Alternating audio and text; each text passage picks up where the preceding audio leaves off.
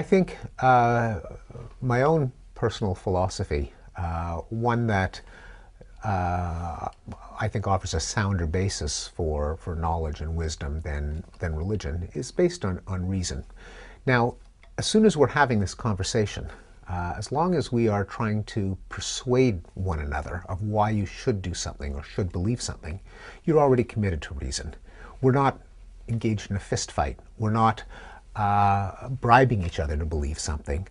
We're trying to provide reasons. We're trying to persuade, to convince. As long as you're doing that in the first place, you're not hitting someone with a chair or putting a gun to their head or bribing them to believe something, you've lost any argument you have against reason. You've already signed on to reason, whether you like it or not. So the fact that we're having this conversation shows that we're committed to reason. That is the starting point.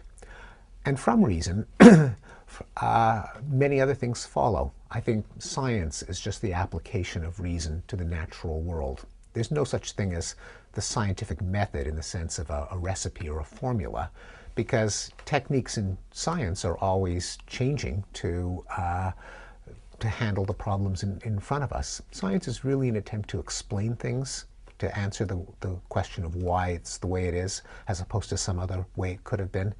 And it's an attempt to do your darndest to figure out that the things that you believe are true. It's the application of reason in the most purified and concentrated form, in a way that I think is continuous with philosophy, with law, with political organization, if it's done right. And I think it also provides much of the grounding for ethics and morality.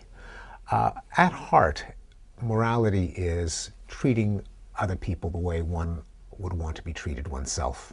And some version of that, of interchangeability of perspectives, the fact that I'm not the only entity in the universe and I have no grounds for privileging my interests over yours. That's really what most or all moral systems ultimately boil down to.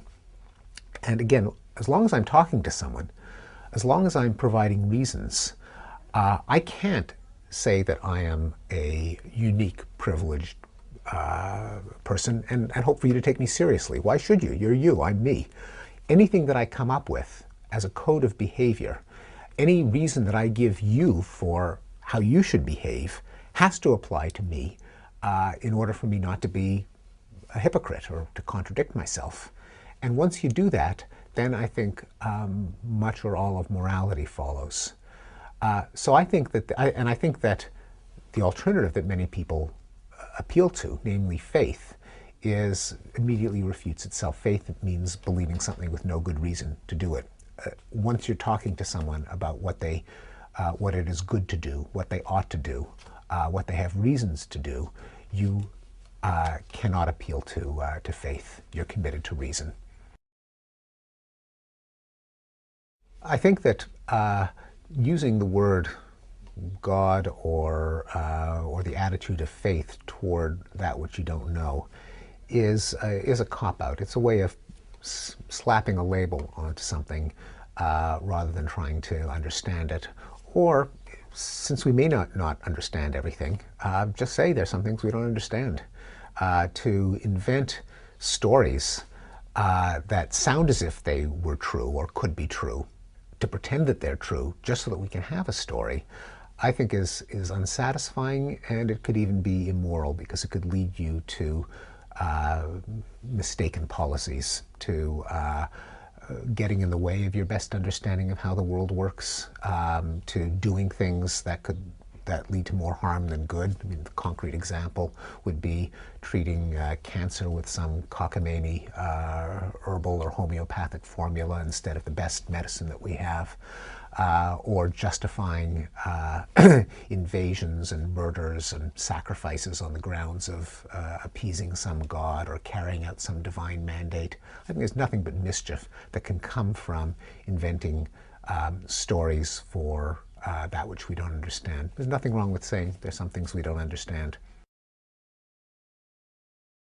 There's some questions that may not have answers because they're bad questions. A question like, why is there something rather than nothing, it may just be a stupid question.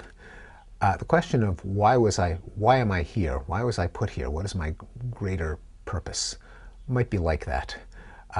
Given that I am here, I do think that I have an ethical imperative to be good to other people, to put my life to some purpose that I can define, like understanding the world better, helping other people, taking the best advantage of the gifts that I find myself with. But some cosmic reason as to why me seems to me a kind of arrogance or egotism.